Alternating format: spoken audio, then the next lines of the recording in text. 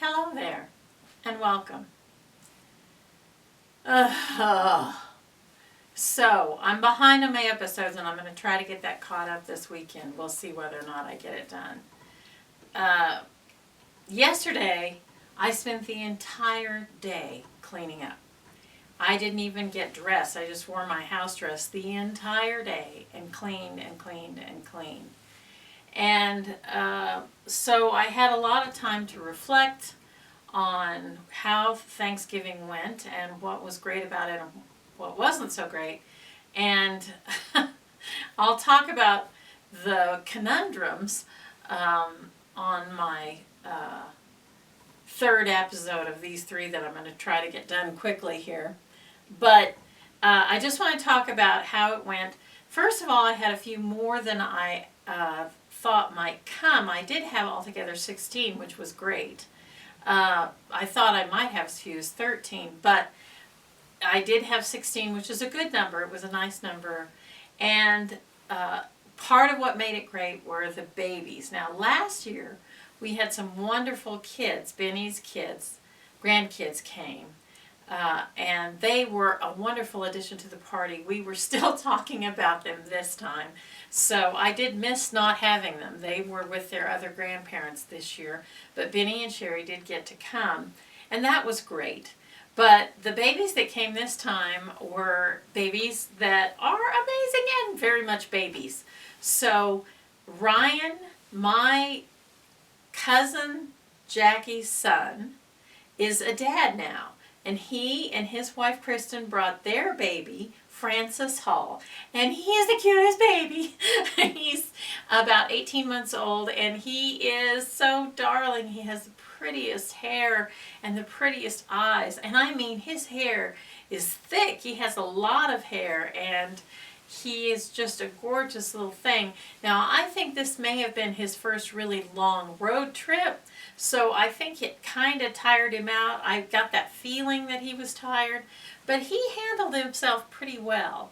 And my cousin Benny said, he pointed out to me how much Jackie's husband Rich loves that grandbaby. He spent nearly the whole time just playing with that grandbaby, and it's so wonderful to see a grandfather and grandchild get to bond that way. It's such a wonderful blessing. And of course the other baby there was Mystic Joyce, and she is my mother's only grandchild so far. Or great-grandchild, not grandchild, great-grandchild so far. And she is altogether delightful. She is just the sweetest baby ever, and she is my little friend. And it's made me think about how much I managed to love these little people. I've never been really a baby crazy person. I don't have any babies of my own.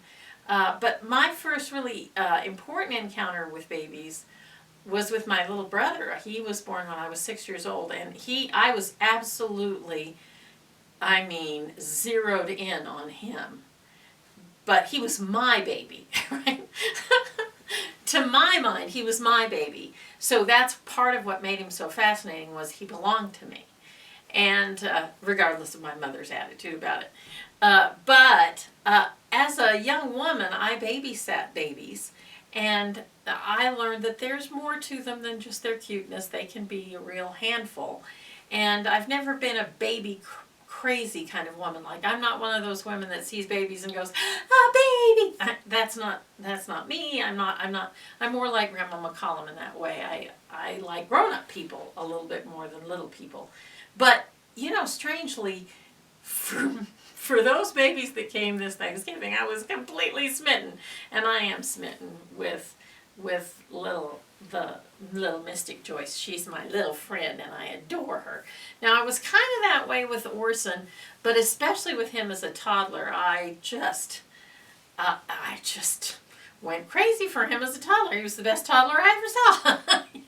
So, it's encouraging in a way to know I can still form emotional bonds with humans.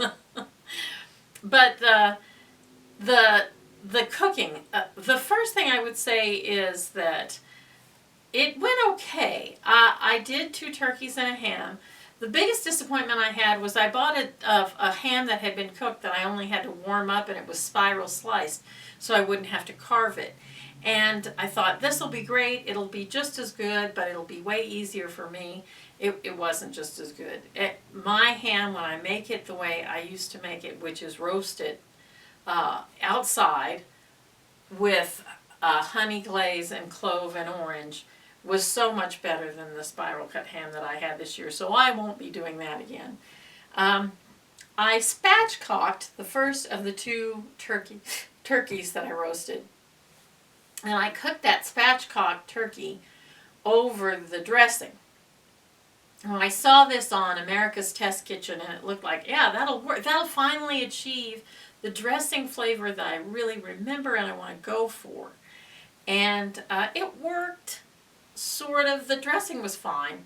But you know what? It wasn't really better than the other way I prepared it. So I was like, oh, well. After that, I thought, that spatchcocking is such a headache. Although it made the carving a little easier. Carving that spatchcock bird was easier. And it gave me ideas about how to do a better job on that. So, you know, it was one of those things where you could go either way. And I forgot to put out the cranberry sauce. I had made the cranberry sauce early, and then I forgot to take it out entirely. And nobody mentioned it, and nobody cared. So there's that. And I made two pies. I made the pumpkin and the raisin. I roasted the pumpkin myself rather than buy the puree. Well, I have bought puree. I buy puree all the time. But I roasted the pumpkin myself. I don't know if it made that big a difference. It's a mild pie. It's not super sweet. It's more a sort of comforting pie than a tangy pie. The raisin pie is tangy and delicious, and I did make a raisin pie. It stuck. I made it the way Grandma made it, which is to pour the filling into the wet crust, the non-cooked crust, and bake it all together. And that one stuck more. I par-baked the pumpkin crust and then boiled the filling before I put it into the pie shell. So it's kind of interesting. The pumpkin came out of the pan very much more pretty. But of course, the raisin was tangier and more spicy, and I really liked it a little better than the pumpkin, although I can't afford to eat it because it's really sweet. So all that was fine. There is a conundrum that I'll talk about in a couple of episodes that came up, and I'm interested to see if any one of my 3 viewers will have a comment on it, because something happened that I've got to kind of get my head around, and I'll share it with you in a couple of episodes. The first time I hosted this was when I was 33. And when I was 33, it was pretty common for me to wake up in the morning and think, you know what, I'm going to work all day long, and I'm going to work harder than anybody else. And it's going to look almost like a miracle when I'm done. I'm going to do more than anybody expects, and I'm going to do it really well. It was a feeling of physical might that I would wake up with. Well, now that I've hosted 30 years in a row, this past week was the first time I've ever thought, you know what, maybe I shouldn't be doing this anymore. Maybe 30 years is enough.